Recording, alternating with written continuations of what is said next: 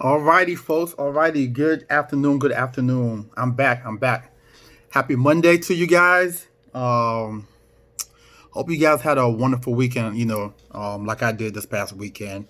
I learned a lot this weekend. Had some great events. Connected with some, some new people. Learned about people's lives and different things. Right. So the video for today is. So we're talking about we're going into the first quarter of the year. And wow, man, like it's like this whole year is going by so fast. I think it's even going faster than last year, to be quite honest with you. And from the beginning of this year, from like January 1st, all the way to, right now. As a matter of fact, I think I want to say around December, the last week of December, a lot of things have been going through my mind, right? So, um, I started to try to define myself and define, who I am, and what it is that, you know, I'm trying to do here, to be honest with you. I mean, I have a general idea, right? But we're talking about just dissecting it, right? And going into details and things like that. And, when I first got into this business, right? Initially, it was for revenue purpose, right?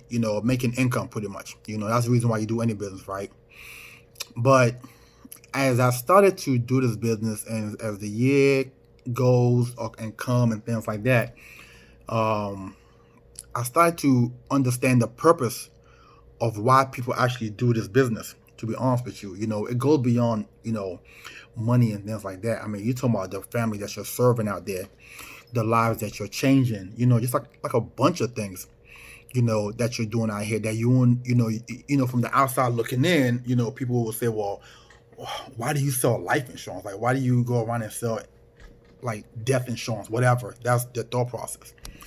But it actually goes beyond that, right? Because, we don't understand the situation, the magnitude, and the devastation that a family can go through, when these events happen, right?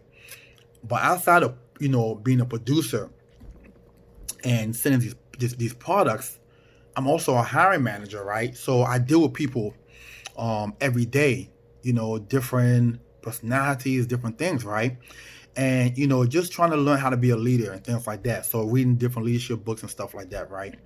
And it's funny how like life, when you enter into a certain vibration, um and how God will start to shift and move things around and send people your way that you weren't even expecting, right?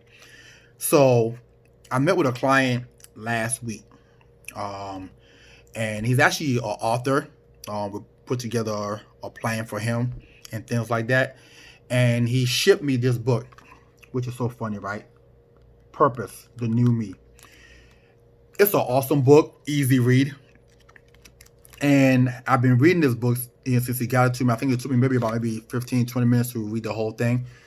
But it's a lot of things in here um, that actually caught my attention for me personally, but also, I think it's going to guide me, to better help other people, right?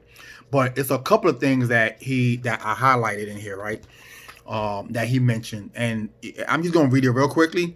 So first thing he said was, "My purpose is that you discover your purpose through God's purpose for you." So I'm gonna pause on that for a second, right? Because I believe that we all have a purpose here on this planet, right? Every one of us have a purpose here on this planet. It's up to you what you do with that. You understand?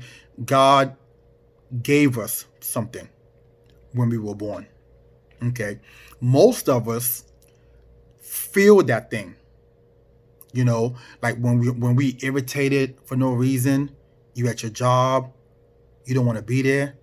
You constantly going from job to job to job to job to job because you're trying to find something. There's something inside here that tells you that what you're doing is not your purpose. You understand? But most of us tend to ignore that thing. We tend to ignore it and we tend to do the norm. We tend to do what everybody's doing. We tend to go towards security, you know, getting a paycheck to pay for my bills and things like that. And that's fine. I don't have a problem with that, to be quite honest with you. But what I will say is, if you stop for a second and look around and see what everybody else is doing and ask yourself, does this work? Is what they're doing really getting them out of their situation? They will be stuck in that rat race forever and ever and ever until they decide to jump out of that wheel, jump off of that wheel. I'm sorry. So you gotta pause and start to define your purpose, what you were meant to do, what you're here to do. Okay. It also states here, if you're about to give up on your life, please hold on. I just need to let you know that you are wonderful and fearfully made, with loving kindness surrounding you. Please, let's displace the enemy within that wants to stop us from fulfilling our journey. And a lot of time, sometimes we have outside forces, right? People who are saying things like, oh yeah, you can't do this, you can't do that. People who are trying to stab you in the back, whatever it is, right? But I think what's even greater than that is the enemy within. It's yourself. It's yourself. I think you kill yourself more than any other one person can. You understand? The negative thoughts every day. I can't do that. This is not for me. Only a special person does this. Oh, this is for the rich. Oh, this person is especially anointed by God. Oh, God don't desire for people like us to be this or to be that. That's the enemy within that's speaking. And until you get rid of that enemy from within, you will always stay where you are at. You will never grow. There's nothing nobody can do for you until you silence that person inside of you. Okay? He also states here that life is a race. Now, here's the deal. It's not a sprint. It's an endurance. Slow and steady. Slow and steady. Everybody wants this thing overnight. But if you ask most millionaires or let me not say millionaires. Let me say most successful people. Okay? They will tell you all they've went through. All they have to endure. Everything. We watch TV and we see these people, it seems like overnight success. It wasn't. Some of them took 10 years, 15 years, 20 years to get to where they are right now. It is a race, but it is more of an endurance race than a sprint. So I don't want this talk to be a long one. I just want to share my thought because this book has really awakened something inside of me this past weekend, to be quite honest with you. It's like stuff I knew already, but from reading it again, it's helped me, revisit, certain thought process. Reading is awesome, to be honest with you, because there's certain things that's in a book, that you won't find out there. There's secrets in books. And a lot of people believe that they put it in books because they know the average person don't read.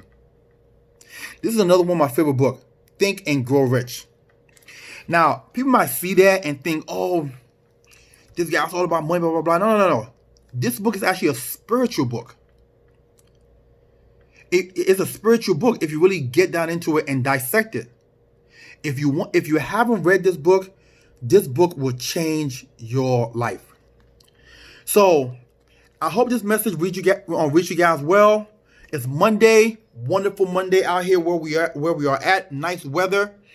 I hope you guys get out today and begin your purpose. Begin your purpose. Just start. Just start and walk on faith. Believe that God will guide you. No matter what happens, just keep working and knowing that you will get out of it. And I can almost, now it's not going to be overnight. You're going to have to endure some stuff. You have to keep pushing.